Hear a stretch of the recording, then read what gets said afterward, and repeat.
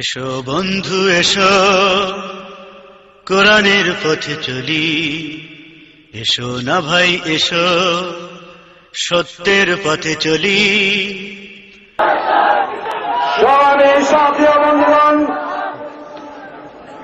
আজকের জাতীয় মহাসমাবেশে এখন বক্তব্য রাখবেন বীর সাহেব চরমনাই রহমতুল্লাহ আলাইহির সুযোগ্য সাহেব জাদা খলিফা, ইসলামী আন্দোলন বাংলাদেশের অন্যতম প্রেসিডিয়াম সদস্য। আজকের এই জাতীয় মহাসমাবেশের বাস্তবায়ন কমিটির সংগ্রামী আহ্বায়ক হযরত মাওলানা মুফতি সৈয়দ মোহাম্মদ ফয়জুল করিম। হযরত মাওলানা মুফতি সৈয়দ মোহাম্মদ ফয়জুল করিম।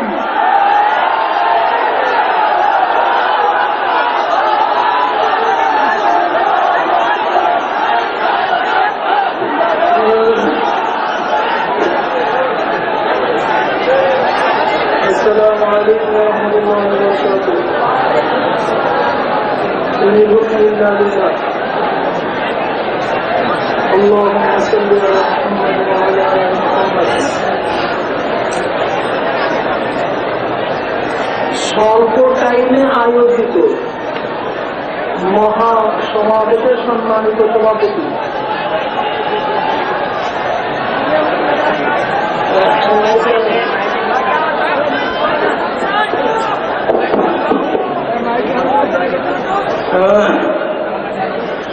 ঠিক আছে। এবার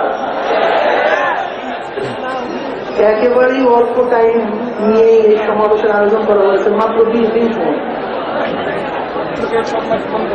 আমি হিমশিম খেয়েছিলাম যে না জানি কি হয়, সমাজ বাস্তবায়ন হয় কি হয়।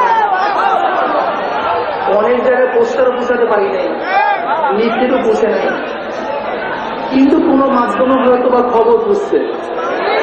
কিন্তু আলহামদুলিল্লাহ জনসমাবেশে আমরা কিভাবে আশ্বস্ত হয়েছি তা জানি না, কিন্তু সরকার কিভাবে ভয় পেয়েছে এটা জানার বিষয় আছে। ভয়টার পরিমাণটা কত পর্যন্ত, কি পানি খেতে হবে নাকি খেতে হবে না? আমি ডানপন্থী বন্ধুদেরকে বলবো, বর্তমানে ডান এবং বামের সংগ্রাম শুরু হয়ে গেছে। আস্তিক নাস্তিকদের যুদ্ধ শুরু হয়ে গেছে। মুসলমান এবং বেঈমানদের আন্দোলন শুরু হয়ে গেছে। আমরা দেখছি বেঈমানরা, নাস্তিকরা কিছু কিছু জায়গা দখল করে নিয়েছে ইতিমধ্যে। বিদেশি টাকার মাধ্যমে এদেশের নাস্তিকরা কিছু মিডিয়া দখল করেছে, প্রশাসনের কিছু অংশ দখল করেছে, আমাদের সর্বোচ্চ আদালতেরও কিছু অংশ দখল করেছে বলে অনেক বুদ্ধিজীবীরা অভিমত পেশ করতেছেন। গোলাম রব্বানি, আমি তাকে বলবো গোলাম শয়তানি। আপনি সুপ্রিম কোর্টের চিফ জাস্টিস ছিলেন, বিচারপতি ছিলেন, ওই যে আপনার ফতোয়াকে নিষিদ্ধ করেছিলেন। আপনার নাম তো গোলাম মতো নয়, নাম দিচ্ছেন গোলাম রব্বানি, কাম করতেছেন গোলাম শয়তানি। আপনি যে নিরপেক্ষ বিচার করেন নাই, বর্তমানে আপনার কাজের মাধ্যমে এটা আমাদের কাছে স্পষ্ট। আপনার নাস্তিকদের পক্ষের শক্তি, আপনার মুসলমানদের বিরোধের শক্তি। ঠিক না? আজীবকালীন ব্যাপার। নাস্তিকরা নাস্তিক্য মতবাদ প্রচার প্রকাশ করতে, মুসলমানদের বিরুদ্ধে কটূক্তি করতে তাদের মুখের মধ্যে লাগাম নাই, সংকুচিত করে না, সংকোচ করে না, সংকুচিত হয় না। অথচ ইউনিভার্সিটির সমস্ত প্রফেসররা কিন্তু নাস্তিক নয়, বিচারক সবাই কিন্তু নাস্তিক নয়, বুদ্ধিজীবী সবাই কিন্তু নাস্তিক নয়, এদেশের সংখ্যাগরিষ্ঠ মানুষ নাস্তিক নয়। কিন্তু আপনাদের মুখের মধ্যে কেন কুলুপ আসছেন, কারণ কি মুখ খোলেন না কেন? যেই সমস্ত জায়গাগুলি নাস্তিকরা দখল করছে, মুসলমানদেরকে সেই সমস্ত জায়গাগুলিকে উদ্ধার করতে হবে। কথাবার্তা পরিষ্কার। এই দেশে হয়তো মুসলমান থাকবে অথবা নাস্তিকরা থাকবে, পাগার মানুষ এক জায়গায় বসবাস করতে পারে না। হয়তো মানুষ থাকবে অথবা বাঘ থাকবে, হয়তো মুমিন থাকবে অথবা কাফেরও থাকবে।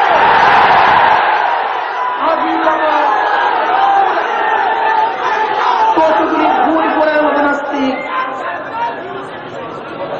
যারা গোটা বাংলাদেশে 20,000 ভোট পায় না, জনগণ থেকে বিচ্ছিন্ন, কিন্তু আওয়ামী লীগের উপরে এই পোকাগুলি, এই ইঁদুরগুলি সবার হলো কিভাবে আমার জানার বিষয়।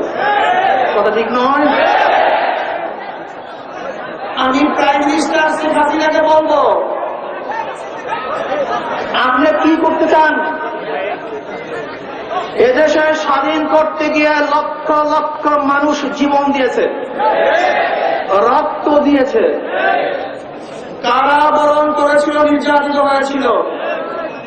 আপনি কি ইসলামের বিরুদ্ধে আইন পাশ করে দেশটাকে রক্তের হোলিখানে সৃষ্টি করতে চান? আবার মানুষের জীবন নিয়ে আপনি সিনেমা খেলতে চান? আপনি জানেন প্রধান সাহেব বলেছেন 1 নম্বর সংকেত,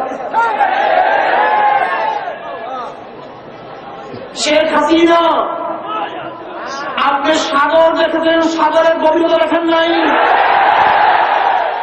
আপনি পাহাড় দেখেছেন, পাহাড়ের ওজন দেখেন নাই। আপনি ঘুঘু দেখেছেন, ঘুঘুর খান দেখেন নাই। আপনি বাঘ দেখেছেন, বাঘের হুঙ্কার দেখেন নাই। আপনি মুসলমান দেখেছেন, তাদের শাহাদাত।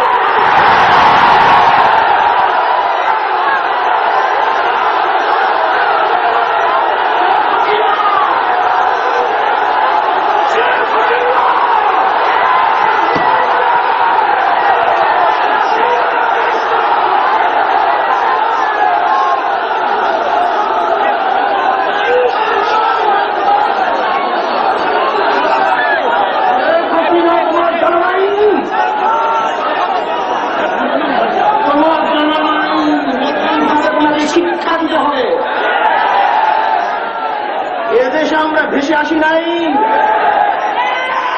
এদেশের মানুষ আপনার বাবার নাম জানে, কিন্তু আপনার দাদার নাম জানে না। বাংলাদেশের মানুষ আমার বাবার নাম জানে, আমার দাদার নাম জানে। আপনি কি ভেবেছেন বাংলাদেশ থেকে ইসলামকে উৎখাত করবেন? তার আগে আপনি কয়বার উৎখাত করেন তার কোনো খবর আছে নাকি? শুধু আপনি না, গোটা সংসদ সহ বাংলাদেশের জনগণ উৎখাত করবে ইনশাআল্লাহ। নাস্তিকের গোষ্ঠী রানা চোখে মুসলমান ভয় পায় না।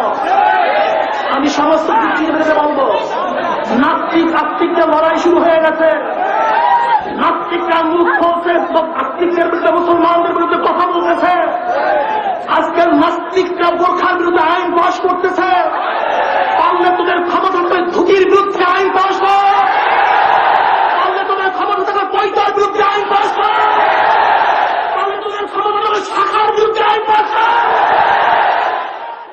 দাদুরা চাকরা ছিঁড়ে ফেলবে।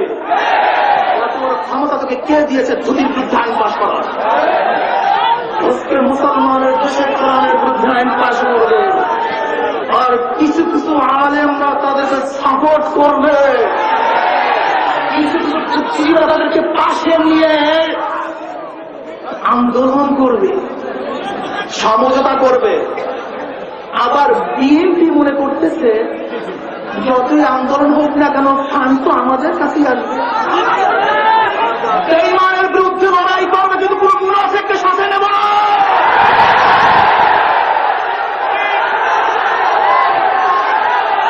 লড়াই হলে বেঈমানদের সাথে, মুনাফিকের সাথে না।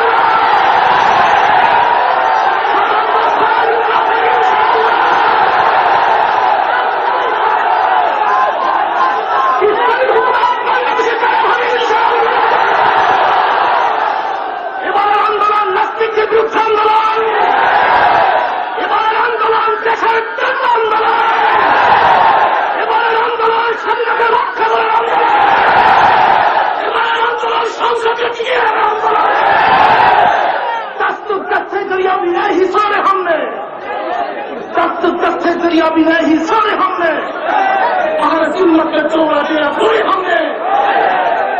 আগেই বলেছি,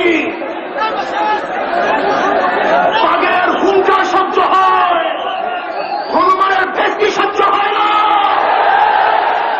5 বছর বাঘের মধ্যে একদিন বাঁচবো, সিগারের মতো 1000 বছর বেঁচে থাকার কোন আশা আমাদের নেই। প্রয়োজনে ইনশাআল্লাহ আমরা কারাবরণ করব, রক্ত দেব, জীবন দেব, গোটা বাংলাদেশ আমাদের হবে ইনশাআল্লাহ। শেখ হাসিনাকে ভারতের পর দুয়ার সরা সাথে হবে ইনশাআল্লাহ। ভারতে পালাতে না পারে, ভারতের প্রত্যেকটা নদী গলিকে অবরুদ্ধ করা হবে, ভারতের বর্ডার গার্ড দিয়ে দেওয়া হবে, পুলিশের দালালদেরকে চৌকাঠের মধ্যে আটকিয়ে দেওয়া হবে। কথাবার্তা ক্লিয়ার পরিষ্কার।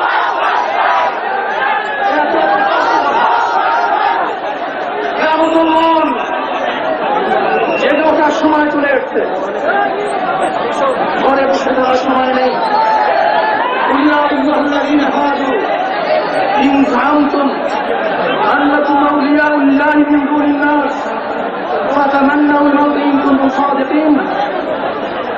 মুসলমান মরতে জানে, তারা বাঁচতে চায় না।